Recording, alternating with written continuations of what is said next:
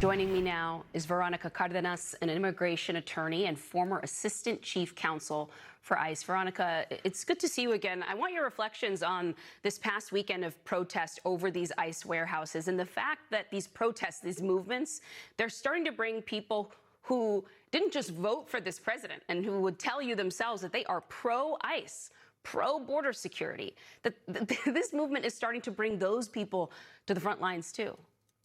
Thank you so much for having me, Antonia. And this was a really interesting piece, the whole segment about the warehouses, because when we think of immigration, it was an us versus them issue. Enforcement was done at the border and it was away from the interior. Now that's been seeping into our backyards, as people had stated, and they're building these warehouses that are literally in some of the people's backyards. And so when we think of this issue now, it's no longer an immigration issue, it's an enforcement issue that's affecting everyday Americans. And the more that this continues, the more that this I'm not even going to call it a mass deportation campaign anymore. It's a mass detention campaign, because when you look at the statistics right now, detention is at 60,000 people. So when you're building warehouses that are going to house another 10,000, that is a lot. That's a huge jump. And so where is this administration going to get those numbers from?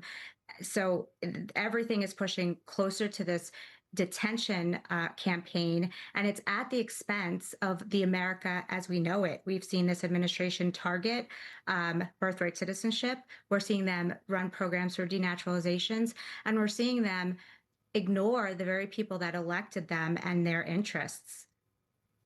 You know, one of the things that's always happening in the background here, too, that I don't think enough Americans know about, Veronica, is the partnerships that ICE has built with local law enforcement. You know, these 287G agreements, it's a term people don't pay a whole lot of attention to. But it's part of the reason why I was describing this mass deportation campaign and the machinery of it as drumming along in the background, because people are getting brought into this dragnet day in and day out, even if you're no longer seeing Greg Bavino go out into Chicago or to Charlotte or in Los Angeles and lead these massive campaigns. They are quietly continuing, and there are these thousands of future beds that they want to fill. Are you worried that because it no longer has the same visual, I guess, resonance or alarm that the blitzes and the spectacle used to bring, that eventually people will just accept these new warehouses, they'll move on, they'll forget? I used to have that concern, but I don't anymore, and I'll tell you why. One of the things from the reporting that you did that was interesting was a person who said that before this warehouse was bought, that property was bought, his issue was dealing with a shrinking pond and some dead fish. Now he's dealing with a warehouse being built right next to him where he may not have enough water because the town doesn't have enough water to support this, where there will be sewage issues. And so the problem has increased.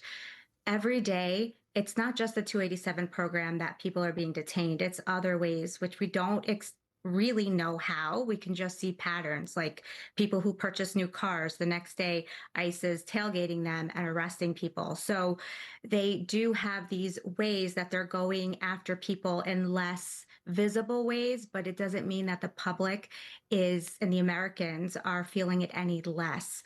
More and more, I think the way that this is going, this detention campaign, this mass deportation, Americans are going to feel it because we're all connected in this economy.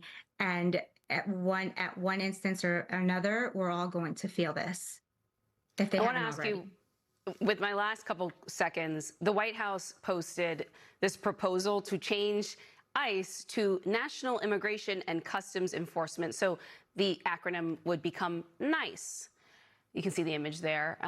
What do you make of that? The rebranding is just, I mean, nothing surprises me anymore with this administration.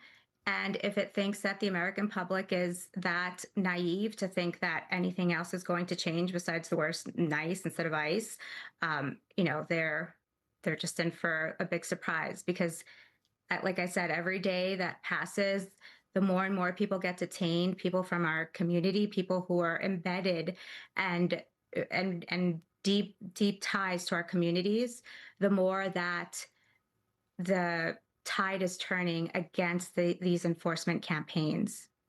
Yeah. Veronica Cardenas, always good to talk to you. Thank you for sharing your expertise.